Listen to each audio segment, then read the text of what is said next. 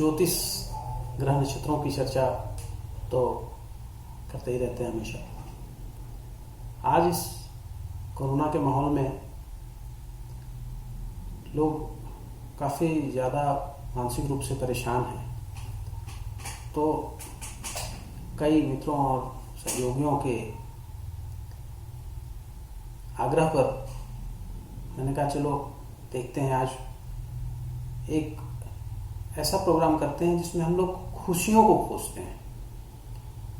आखिर हम लोग खुशियों को कैसे खोज सकते हैं या कैसे बढ़ा सकते हैं और कैसे अपने दुखों को कम कर सकते हैं, इसके बारे में आप लोगों से चर्चा करते हैं। सबसे पहले तो हमें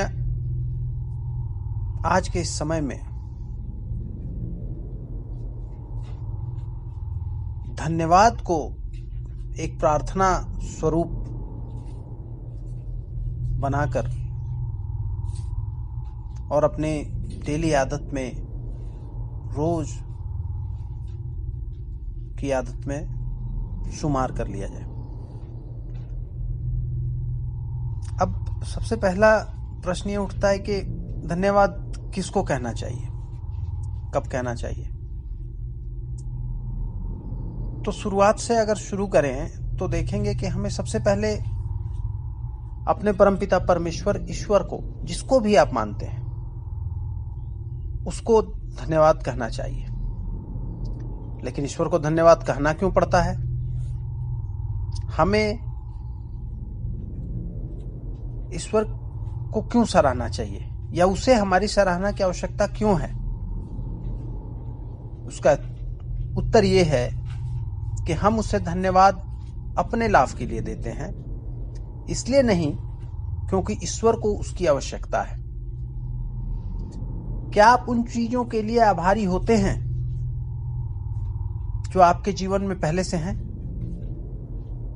और आभार प्रकट करने की सूची लंबी हो जाती है, तब आपको एहसास होता है कि आपके जीवन में पहले से ही इतनी सारी चीजें हैं और आप समृद्ध महसूस करते हैं।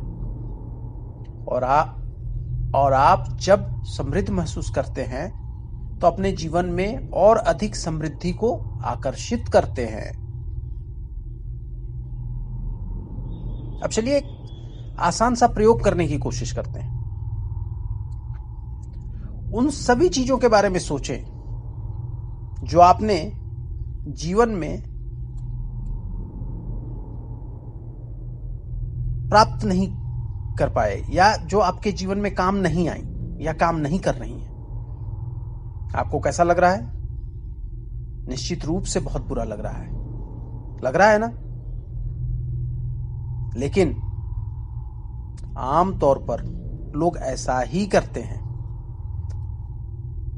उन सब चीजों के बारे में सोचते हैं और शिकायत करते हैं जो उनके जीवन में सही नहीं चल रही हैं, और इस प्रकार अपने जीवन में और अधिक दुख को आकर्षित करते हैं। अब उन चीजों की एक सूची बनाएं जो आपके सौभाग्य से इस समय आपके पास हैं, और आप देखेंगे कि आपके पास 2 आंखें हैं जो काम कर रही हैं, एक नाक है जो अपने सही स्थान पर है और ठीक से काम कर रही है, 2 कान हैं जो अपना काम कर रहे हैं, और बहुत से अन्य उपहार हैं जो आपको जीवित और स्वस्थ रखने के लिए काम कर रहे हैं। अपने शरीर के अंगों के लिए आभारी होना थोड़ा हास्यास्पद लग सकता है, लेकिन यदि आप एक ऐसे दुर्भाग्यपूर्ण व्यक्ति के साथ 1 घंटा भी व्यतीत कर लेंगे जिसके पास इनमें से कोई एक या अधिक नहीं है, तो आपको एहसास हो जाएगा कि आप कितने भाग्यशाली हैं। हमेशा खुद को मिले आशीर्वादों की गिनती करें तो दुख आपको कभी नहीं छू पाएगा। आभार के माध्यम से जीवन बेहतर हो जाता है, क्योंकि ब्रह्मांड का नियम कहता है कि जब आप बेहतर व अधिक समृद्ध महसूस करते हैं तो आप अपने जीवन में बेहतर चीजों को आकर्षित करते हैं और जीवन दिन पर दिन समृद्ध हो जाता है। अधिकतर आध्यात्मिक प्रेरक सेल्फ हेल्प की पुस्तकों और प्रसिद्ध लोगों की आत्मकथाओं में आभार पर बड़े बड़े अध्याय होते हैं। प्रत्येक जीवन प्रबंधन गुरु जीवन में कम से कम एक अच्छी आदत के समावेश का समर्थन करते हैं।